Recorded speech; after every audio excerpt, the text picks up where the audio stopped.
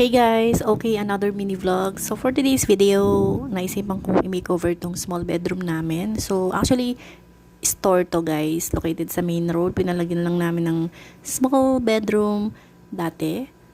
Nung pinanganak ko yung baby ko, naisipan kong pagawan siya ng ganyan. Para every time na mag-visit kami, pedyan ko siya papatulugin. So as you can see, napakakalad dyan guys. So naisipan kong gawin lang siyang static minimalist bed, ganon. So yeah, so tignan natin pare-parehas ang result in 3, 2, 1.